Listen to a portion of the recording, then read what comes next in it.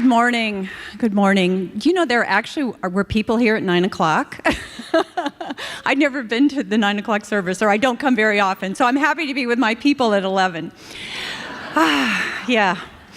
So I'm honored to talk to you this morning and to share about how my spiritual practice has really transformed my pattern of resistance. It's actually healed my pattern of resistance, shifting from resisting what is to accepting what is to actually blessing what is, and learning to love my life and love myself in the process. So resistance was a prevalent theme for me going back to my childhood. It has a deep, deep history for me. And actually in my early childhood, I believed that God made a mistake. I know that sounds heretic, but God made a mistake. I thought that God put me in the wrong place, the wrong life, the wrong family. This was not the life I signed up for. And my childhood circumstances supported that idea that this was not my life. And as I grew a little older, the circumstances in my life supported that. You know, this was not the life I thought that I should be in. There was war and hatred and bigotry and injustice and deceit. No, I wanted a different life. And this idea was so prevalent for me that I actually prayed to God, please take me out of this life. Let's renegotiate the life that I'm supposed to have and put me in that life. I'll be happy to go into that life. Well, that obviously didn't happen. I'm in this life. And, you know, the circumstances in my life just continued to be not what I wanted. And I resisted what was so. And what I started to do with the circumstances that didn't fit what I thought I should be living, I started to believe that I must be wrong. I must not be okay. There must be something wrong with me that I'm living this life.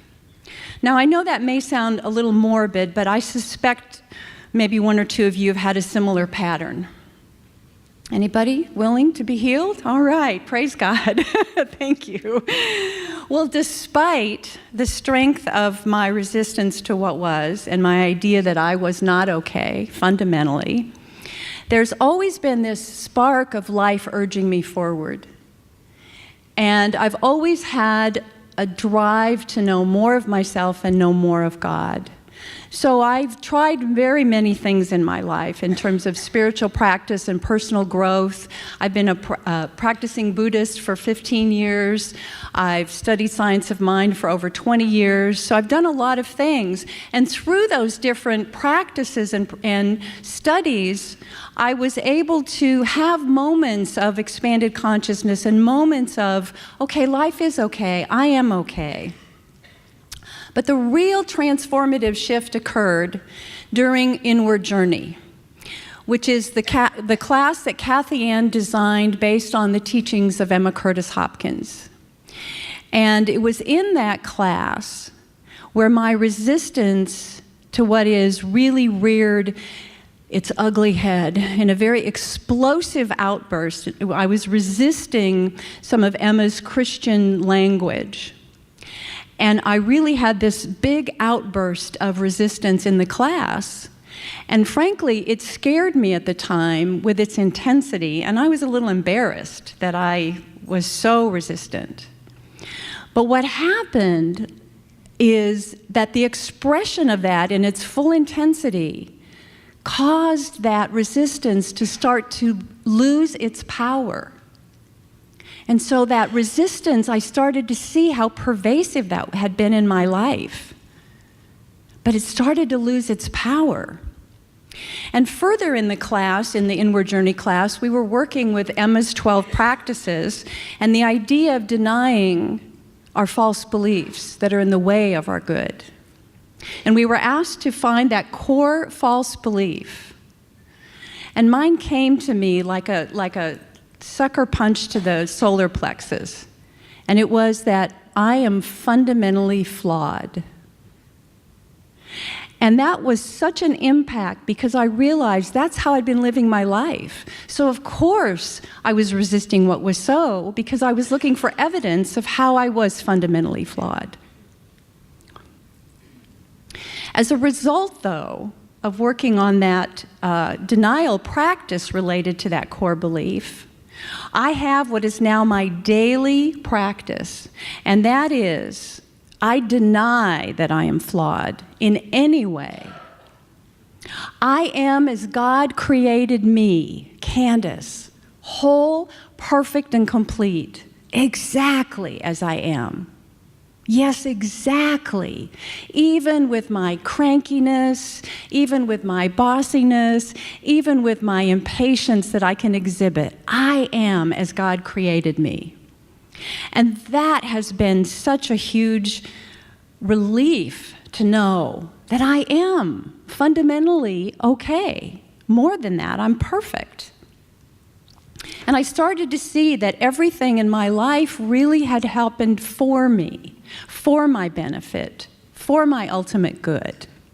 And as a result, my life is starting to really thrive, and my good is growing exponentially. Just to give you some examples, last year I completed practitioner training, and I'm now a licensed practitioner. Thank you. Hold your applause, there's a list. Last year, my income doubled from the previous year. I have lost 15 pounds. They've just fallen off my body. I've done nothing. I reduced my debt last year by 60%. And where's Anne? And this year, I will be debt-free. And I was able to triple my giving to CSL last year beyond my original pledge. So there's lots of good that's happening in my life. But I want to be clear that these demonstrations of good are not what makes my life. It really has been the shift in my consciousness. So it's the other way around, and I no longer am judging what's welcome in my life by whether it's good or bad based on the material conditions. I welcome all of my life. And I know that not only am I in the right place, the perfect life, but I know this at my very core because this life that I'm living is the intimate and personal gift from God to me. This life, that's my life, is God's gift.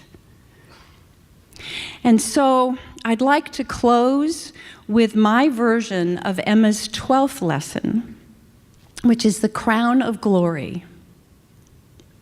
Happiness is freedom. I am delighted with my world. Everything pleases me. Good is my only reality, and I am free in the truth. I am free in God. And may it be so for you. Thank you.